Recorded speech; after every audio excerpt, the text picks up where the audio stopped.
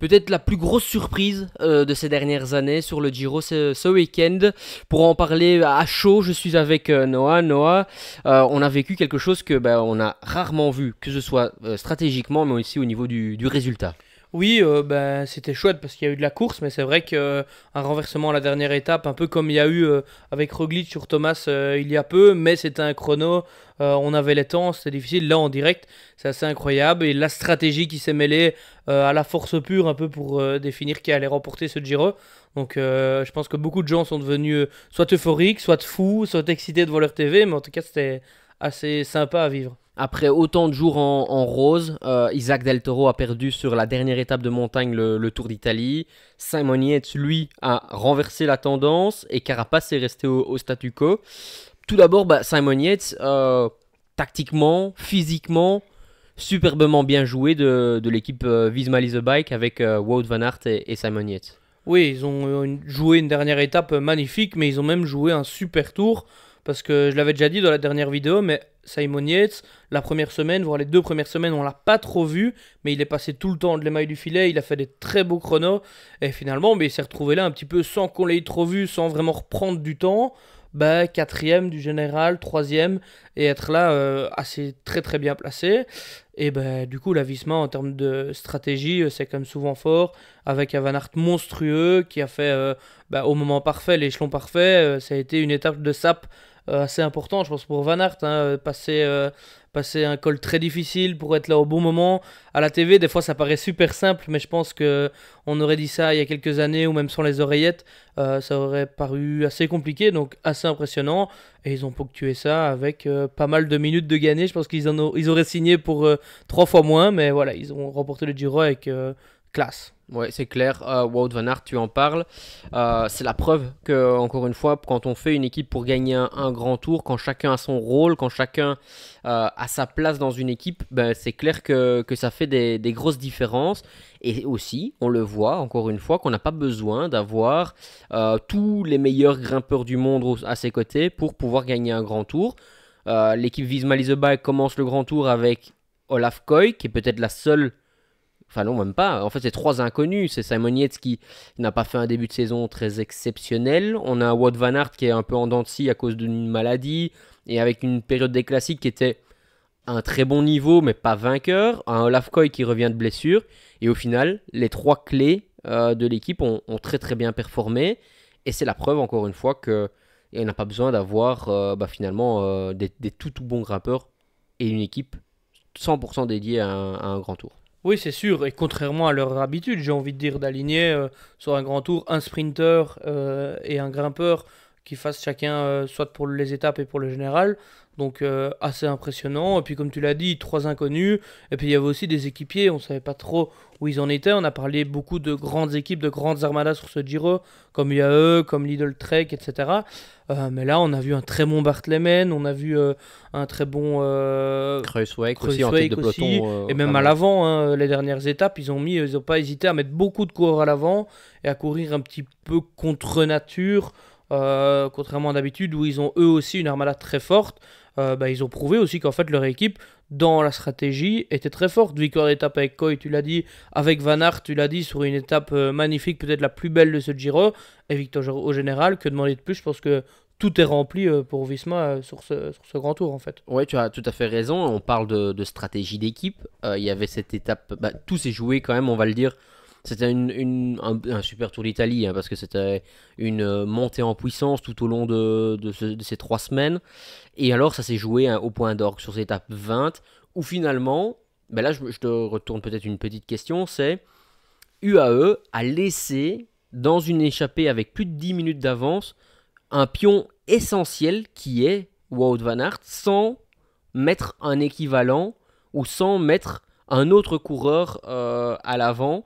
Est-ce que tu penses que stratégiquement, déjà avant de parler vraiment du duel Carapaz-Del Toro, est-ce qu'il n'y a pas déjà eu une erreur là de la part de l'équipe UAE?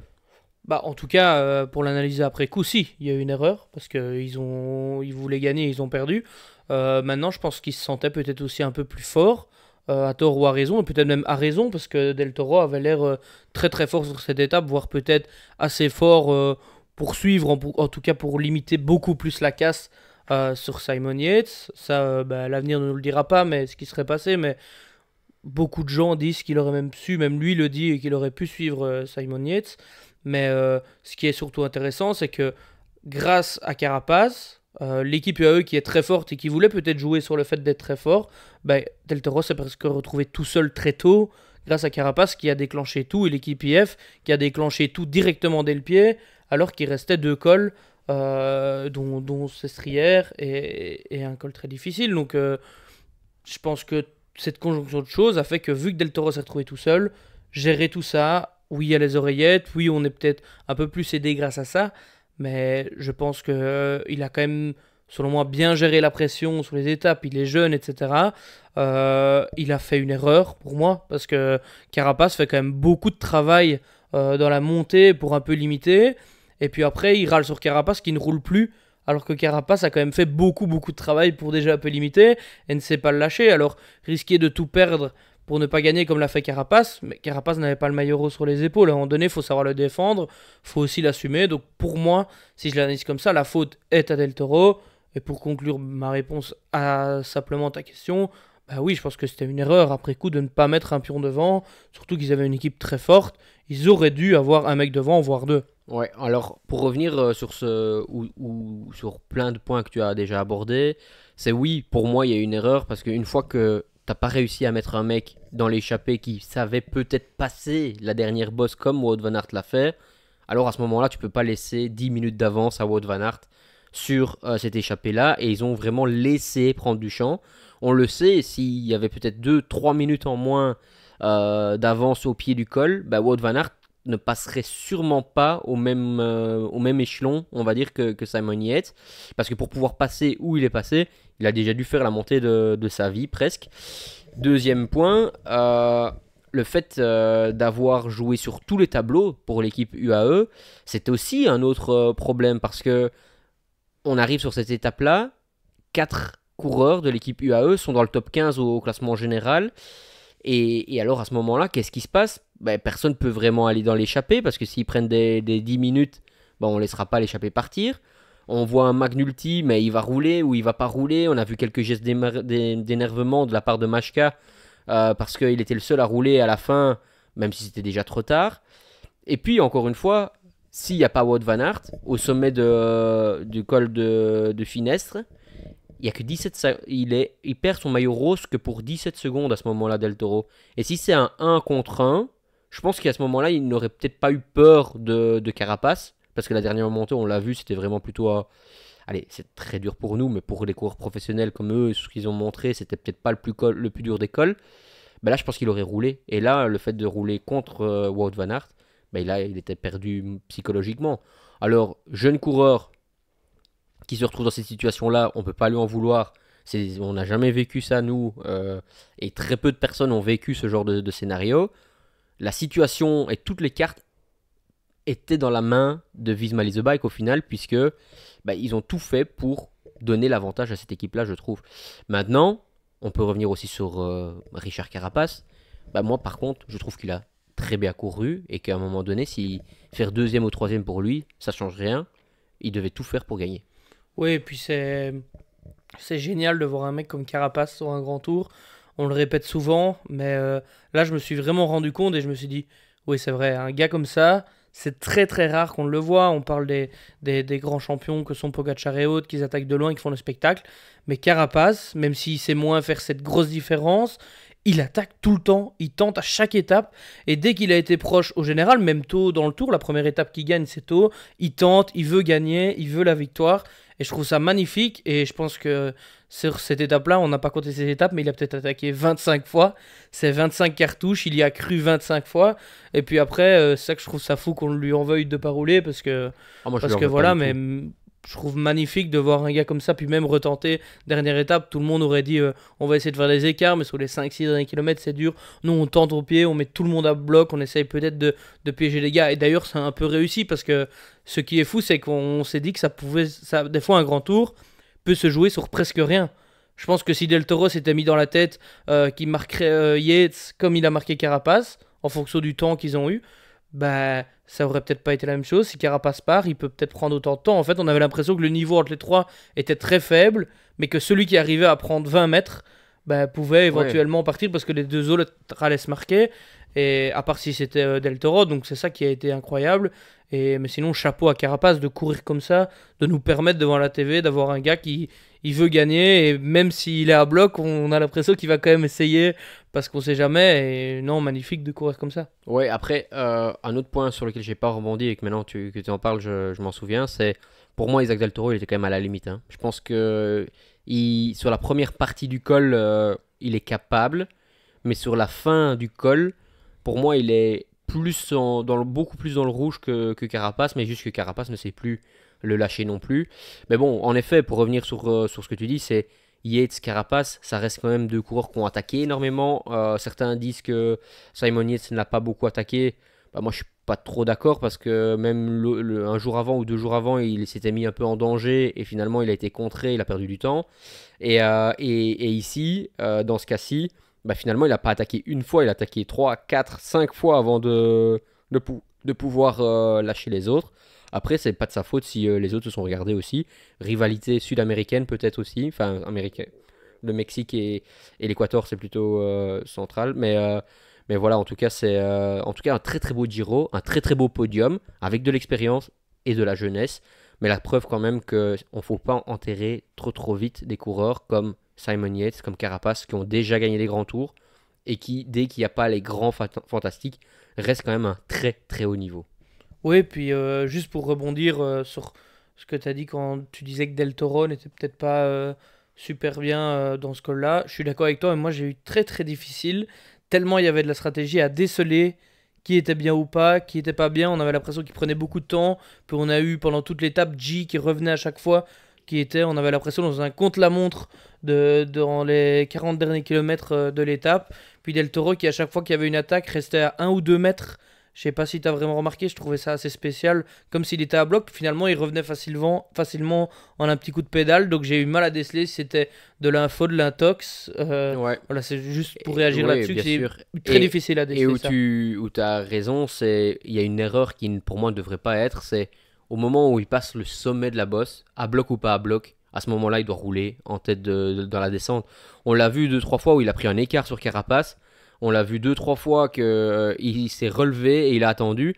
Et alors, bah, Timo Kilic, qui est un très bon coureur qu'on n'attend peut-être pas à ce niveau-là à la montagne, bah, termine, en tout cas était dans leur groupe dans toute la descente, et à un moment donné, ils se regardent tellement que c'est Timo Kilic qui roule en tête du groupe, donc voilà, ça c'est pas normal. Et là, à bloc ou pas à bloc, ça devrait pas arriver, ça c'est sûr. Ouais, puis peut-être concours d'ego, parce que moi j'ai l'impression que n'importe qui, t'as le maillot jaune sur les épaules, tu peux gagner, tu réfléchis pas à qui est dans ta roue, en tout cas si t'es pas à bloc, et tu roules à fond pour essayer de le sauver, peu importe ce qui peut se passer, et faut pas croire au pire, mais si ça se trouve, Carapace, même si il peut te reprendre du temps, il peut chuter, il peut lui aussi avoir une fringale, le but c'est de sauver son maillot rose et y aller à fond, donc je pense qu'il y a eu une grosse concours d'ego, et je pense qu'on a une fameuse tête brûlée avec ce petit Del Ouais, Toro. tout à fait. Deux autres coureurs que j'aimerais mentionner dans ce classement général, c'est J. Encore une fois, c'est une révélation, c'est une confirmation. Et là, c'est déjà la deuxième confirmation, on va dire, hein, parce que sur le premier Giro qu'il avait puis il avait fait aussi un très beau Dauphiné, puis il a fait un très beau Tour de France. Et maintenant, voilà, qui se termine à quatrième d'un grand tour.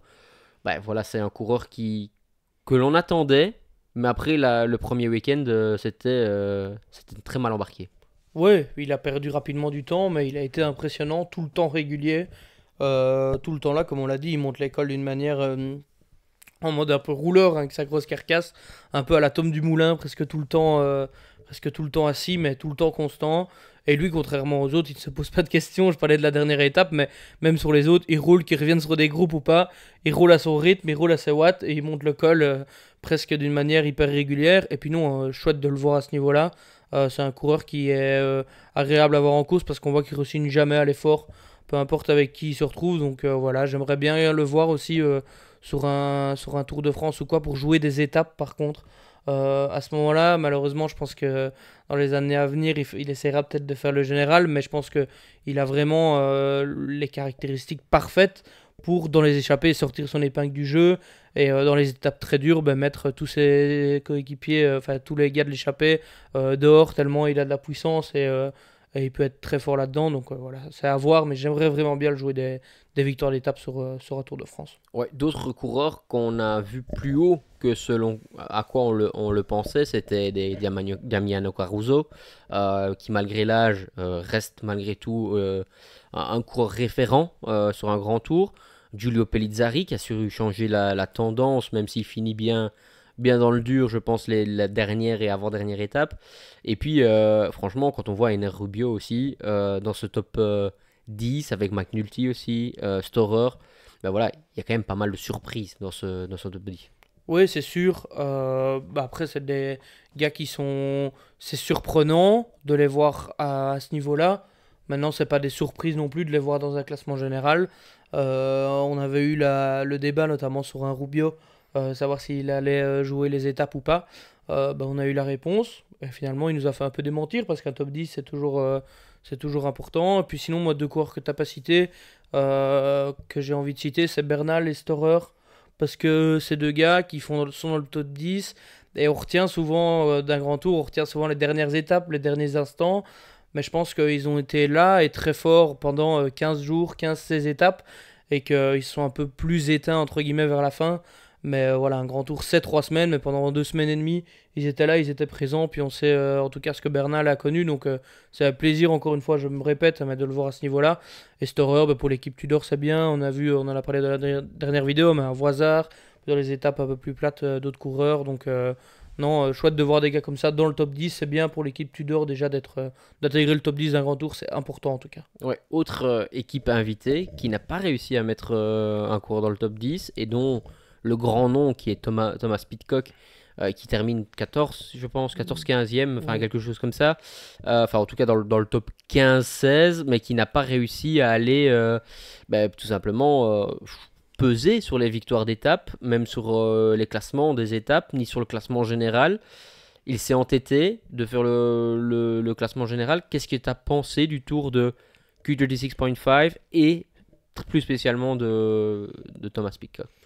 Voilà, les équipiers, on les a vus un petit peu de les échapper. Malheureusement, avec Pidcock, je m'attendais à plus. Surtout, comme je l'ai déjà dit, des étapes qui pour moi lui correspondaient super bien. Il n'a pas eu de chance sur l'étape des chemins blancs, mais sinon des étapes avec des arrivées après une descente, etc.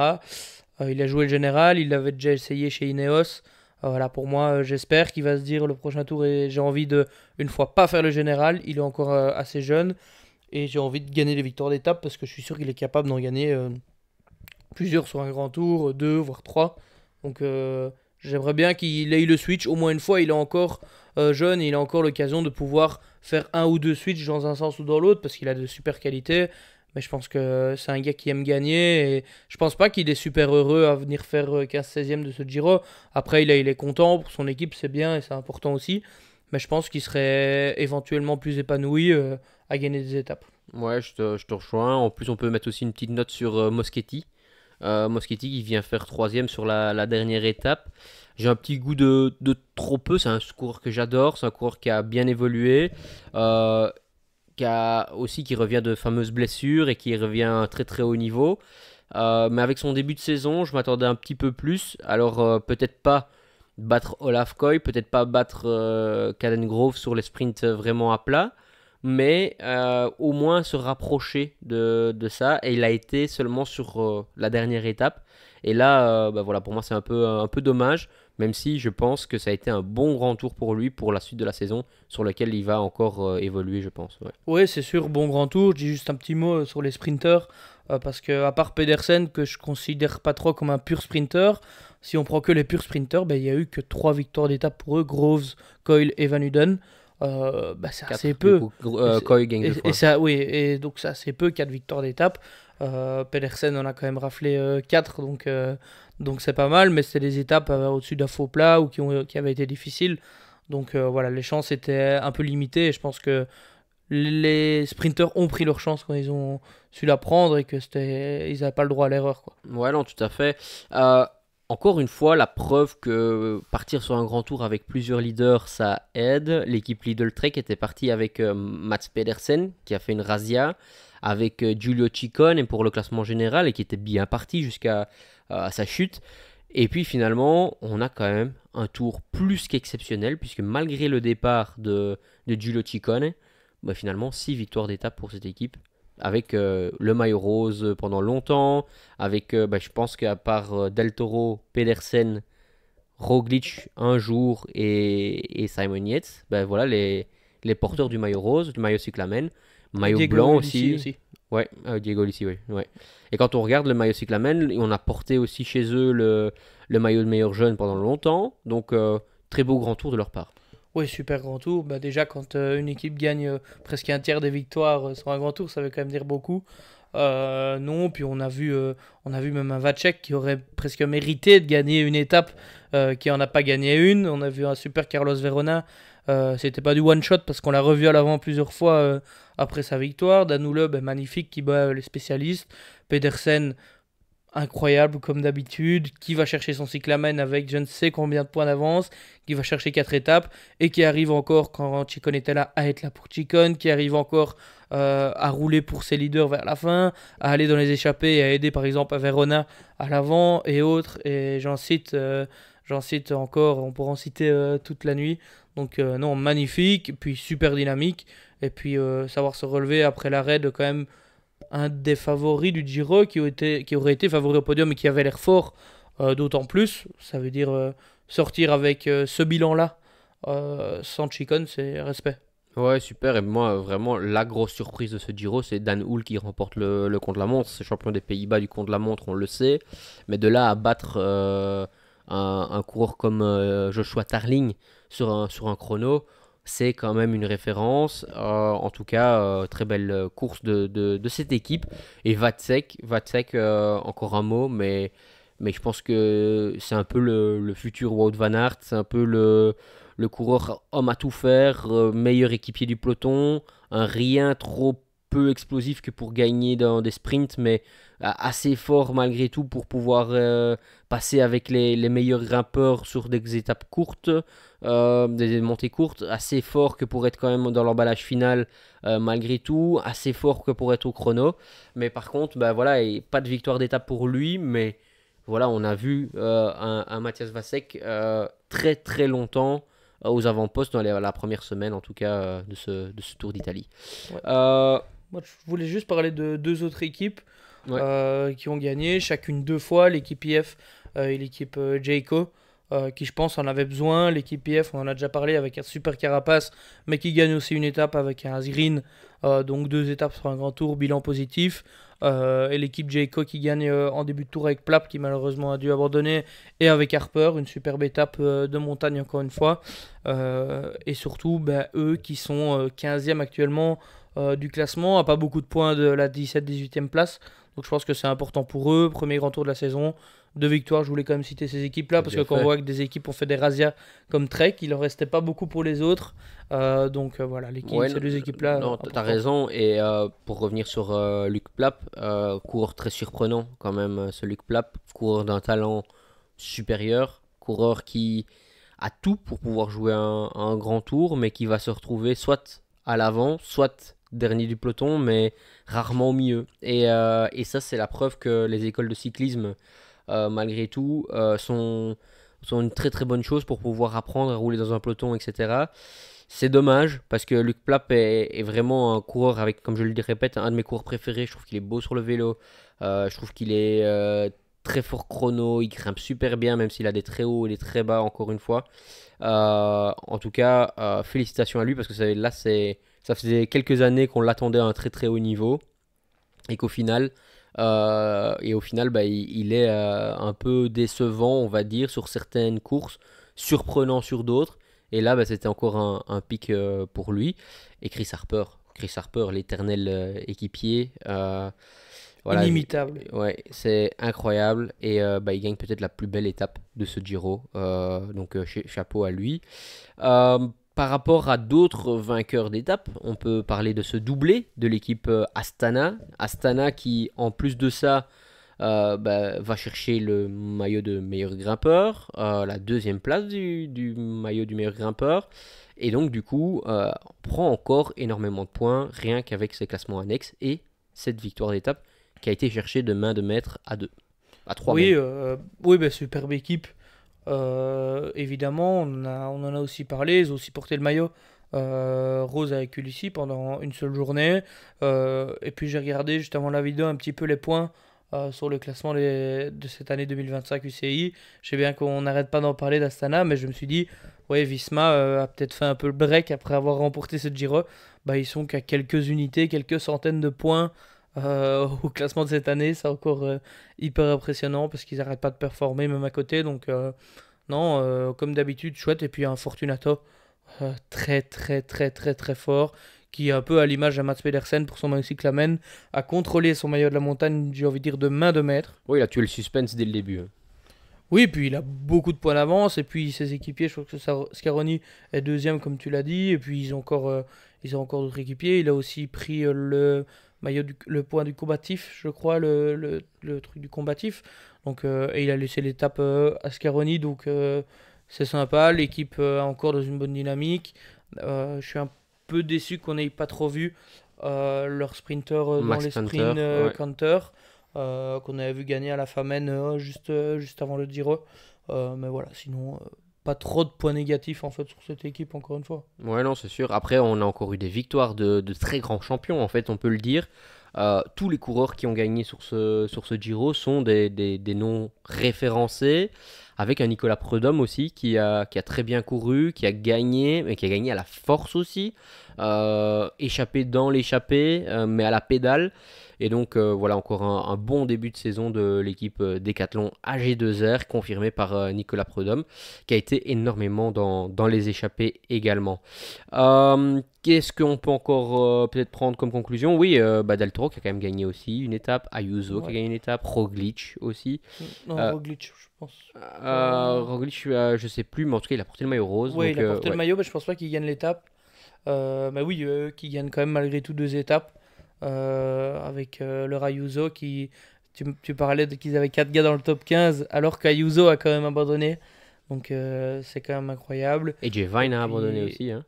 Jevine a Et abandonné. peut-être Après, c'est c'est peut-être le multiples coureur, chutes. c'est peut-être le coureur qui manque dans le final à la dernière étape. Mais ouais. Ouais. Je pense qu'on est Moi, bon. Je j'avais pense juste que, une ouais. petite question sur l'étape des chemins blancs. On en a déjà parlé. Mais qu'est-ce que tu penses, toi, de cette étape des chemins blancs? Alors, moi, pour te dire déjà un petit peu mon avis, sans le développer, je trouve que c'est une bonne idée. Mais ce que je trouve un peu dommage, c'est que même s'il n'y avait pas beaucoup de chemins blancs, avec la montée del Finestre, c'est quand même 10 km, presque 10 km aussi de ce type de chemin blanc. Et j'ai l'impression qu'en fait, les deux étapes décisives, que ce soit en termes de temps ou en termes de chute ou en termes d'écart, c'est les deux étapes où il y a eu des chemins blancs.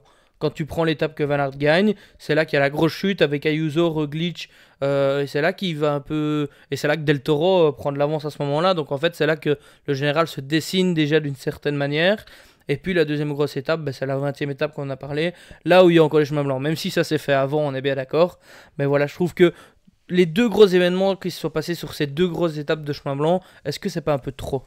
Ouais, alors, pour moi, il y a plein de points et ça mériterait pour moi une vraie vidéo à part entière. Pour moi, dans le format où ça l'était cette année, c'était parfait, dans le sens où des étapes pas trop dures, c'était dur, mais c'était pas non plus des étapes de montagne avec du gravel. Bien évidemment, l'étape de Sestrières, il y avait déjà pas mal de sélections qui a été faite et je pense que ça n'a pas eu d'impact, que ce soit au niveau technique de roulage ou dans des chutes éventuelles ou des problèmes mécaniques. Je pense pas qu'il y ait vraiment d'impact. Par contre, pour l'étape où Wout van Aert gagne, moi ça me fait penser à plusieurs choses. La première, oui, je pense que c'est la première fois qu'il y a eu un peu un peloton décanté, on va dire, et finalement c'est un peu ça qui fait que Del Toro se trouve à la position où il est, parce que sinon je suis pas sûr qu'il a ce rôle libre tout au long du Giro. Et puis la deuxième chose à laquelle je pense, c'est est-ce que les organisateurs du Tour d'Italie, qui sont aussi les organisateurs des Strade Bianche, ne devraient pas revoir les Strade Bianche, qui sont tous les ans plus longues, plus dur, plus de dénivelé. On a eu une étape de Strade Bianche. Ok, ce n'est pas que des spécialistes de Strade Bianche et de classique, mais on a eu, en tout cas, une des plus belles étapes de ces dernières années, avec un duel Del Toro Wout van Aert, avec un Primoz Roglic qui peut déjà dire merci une première fois à Pellizzari, et c'est peut-être l'étape sur laquelle Ayuso finalement perd le grand tour, parce que c'est à ce moment-là qu'il n'arrive pas à récupérer. Donc pour moi, dans ce format court, pas trop, oui. Maintenant, si on revient à faire des étapes de 220 bornes avec 70 bornes de gravel, ça non, ça m'intéresse pas. Parce que moi, ce qui m'intéresse, c'est d'avoir cette petite touche de particularité, comme au lieu de faire 50 km de Paris-Roubaix comme sur le Tour de France, ben, en faire peut-être 10, ça change tout. Et je pense que ça a sa place parce que finalement, un vainqueur de grand tour, ça doit savoir tout faire. Oui, c'est sûr. Bah, après, je te rejoins un peu. J'ai après introduit la question. Puis je suis d'accord avec toi sur le fait que ça n'a eu presque aucune incidence, la partie d'Elfinestre. Maintenant, est-ce que c'est nécessaire dans le sens où si on enlevait ça mais qu'on mettait la même fin d'étape, je pense qu'on avait le même spectacle et on évitait quand même potentiellement des crevaisons ou d'autres choses comme ça qui pourraient un peu entacher ce côté-là. Maintenant, il faut savoir tout faire. C'était un peu pour poser la question Ouais, ouais. un Mais peu maintenant, piège. où je te rejoins, c'est le col du Finestré. C'est parce que le col en soi est comme ça et qu'on n'a pas trop le choix et pas de route alternative. Maintenant, c'est clair qu'on est à la 20e étape du Tour d'Italie. Ça fait 3 semaines que les mecs se bagarrent, etc. Imagine Simon Yates crève dans cette partie gravel. Imagine Del Toro crève ou Carapaz. Bah, finalement, est-ce que à ce moment-là, on n'aurait pas dit, bah oui, c'est trop. Donc c'est là que faut. Ou Van Aert même, hein. Van Aert crève là, il s'est pas aidé Simon Yates, pardon. Bah finalement, c'est quand même des questions qu'on pourrait se poser. Est-ce que tu changes tes boyaux, tes pneus pour ces 3-4 km ou 10 km de gravel sur une étape complète où finalement tu es quand même que à 10 à l'heure parce que ça monte très très fort. Là, je me pose la question réellement. Maintenant, pour monter là-bas, t'as pas le choix. Ah oui, c'est sûr, mais je dis ça dans le sens où mettre un autre col à la place Ah ouais, bah aurait alors oui. éventuellement été Parce une que solution. Maintenant, oui, en tant que fan, c'est beau, c'est magnifique, ça fait des superbes images, mais je pense que ça mérite d'être posé alors qu'on nous Oui, parle de sécurité tout le ouais, temps. bien sûr. Et puis après, des cols comme ça, en Italie, il doit y en avoir quand même des dizaines, des étapes si dures, des cols si durs. Maintenant, peut-être pas dans la région où ils étaient. Et donc voilà. Ouais. Mais ça, c'est un autre débat. Je Pour voulais- moi, pour l'étape gravel, oui. Pour l'étape du gravel dans la montagne, moins. Voilà. Ouais, ok. Je vais juste dire un dernier truc sur la sécurité. C'est que je trouvais ça dommage que sur pas mal d'étapes qui arrivent soit au sommet, soit après une descente, on avait des virages, 15 virages dans les 200 derniers mètres. On a vu Pellizzari à la 20e ou 19e étape Ouais, 19e encore, étape, ouais. encore chuter dans un virage parce que ça se recoupait d'une manière spéciale. On va me dire on arrive en altitude, c'est difficile de faire ce qu'on veut, mais je suis sûr qu'il y a toujours moyen de faire une arrivée droite, plate, et on enlève 2 km à ces derniers virages, mais je pense que c'est peut-être les villes qui payent, etc. pour avoir Ouais, des tout à arrivées fait. à cet endroit-là. Ben, je pense qu'il faut à un moment donné mettre un juste milieu et mettre le point sur la table et que la sécurité soit quand même la priorité parce qu'on nous bassine avec ça. Et là, les 4-5 dernières étapes de montagne, c'était toujours pareil. Il y avait 10 virages dans les 300 derniers mètres alors que les gars sont éprouvés. Alors oui, il y a beaucoup de chances qu'ils n'arrivent pas en peloton, mais ça reste quand même dangereux. Puis quand deux gars se battent pour le général, c'est limite. Enfin, bref. Ouais, je suis d'accord avec toi. Et alors, moi j'ai encore deux questions ici. Premièrement, c'est est-ce que le Tour d'Italie est pour toi le plus beau des grands tours? Et avant que tu répondes, est-ce que le fait d'avoir eu cette montée en puissance avec de la difficulté un petit peu aux premières semaines, un petit peu plus dur en deuxième semaine et puis finalement très dur en troisième semaine, n'a pas tout fait pour nous mettre du suspense jusqu'au bout et donc du plaisir jusqu'au bout?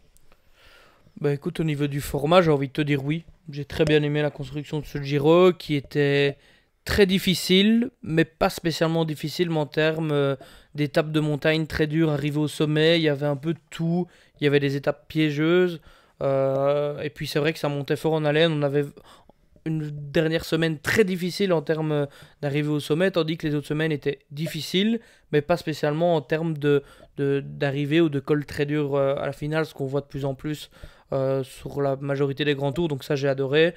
Et sinon, pour répondre à ta question, si c'est le plus beau grand tour du monde, sportivement, j'ai envie de dire oui, parce qu'il y a moins de pression, c'est plus ouvert, et c'est magique de voir ça. Je pense qu'on verra, on n'est pas prêt, enfin je l'espère, moi je pense qu'on n'est pas prêt de voir ça sur un Tour de France à la 19e étape, 3 mecs en 45 ou 50 secondes. Maintenant, c'est vrai que j'ai quand même du mal à dire que c'est le plus beau, parce que c'est vrai que quand tu te retrouves sur le Tour de France, tout ce qu'il y a autour, la magie des plus grands cols des Alpes, des Pyrénées, toute la course. Maintenant, sportivement, je vais dire que oui, c'est le plus beau. Sinon, dans mon cœur, je vais dire quand même le Tour. Ok, parce qu'ici, il y a quand même eu 4 arrivées au sprint, tu en as parlé. On a eu des sprints difficiles, 4 remportés par Mats Pedersen. On a eu 2 chronos, on a eu des échappées qui ont été au bout avec Luc Plapp, Nicolas Prodhomme, on en a parlé, Chris Harper, Verona, Asgreen. Et puis finalement, des leaders de général avec Carapace, avec Ayuso, avec Del Toro. Quand on regarde, bah, ça fait que finalement tout le monde en a eu pour son plaisir. D'habitude, on a soit trop de sprints, soit trop peu, soit on a trop d'étapes dures, soit trop peu, soit c'est que le classement général, soit que les échappées. Et là, on a eu de tout. Donc, moi, je pense que ça a été très très beau. Et le fait, et là, c'est malheureusement, je vais mettre les pieds dans le plat avec ma dernière question, c'est est-ce que le fait de ne pas avoir des fantastiques au départ ne rend pas la course plus belle? Si. Voilà. Je pense que on est bon. Je suis d'accord maintenant, au niveau de la course. Maintenant, ça me fait toujours plaisir de voir Jonas Vingegaard au départ. Ça me fait plaisir de voir Tadej Pogacar et Remco Evenepoel. Maintenant, ça me rend un peu triste de devoir attendre leur absence pour avoir des coureurs du même niveau. Et c'est ça qui fait que la différence entre Del Toro et Carapace n'était pas très grande. La différence entre Carapace et Simon Yates n'était pas très grande. Et donc, du coup, on se retrouve avant la dernière étape avec moins d'une minute 20, une minute 30, je pense. Ouais. Et encore, c'est parce que Yates avait perdu du temps d'une autre manière, mais l'étape d'avant, il y a 45 secondes sur les trois. Donc voilà. Donc ça, c'est un peu un cours. Pour moi, faut pas se battre à 100%, parce que je sais que les organisateurs du Giro essayent d'attirer un maximum les fantastiques. Je pense qu'il n'y a pas besoin des fantastiques. Ils apportent énormément de bien au cyclisme. Maintenant, je pense qu'on a eu un des plus beaux grands tours de ces dernières années, parce que on a eu de tout, comme je le disais, et surtout du suspense jusqu'au bout.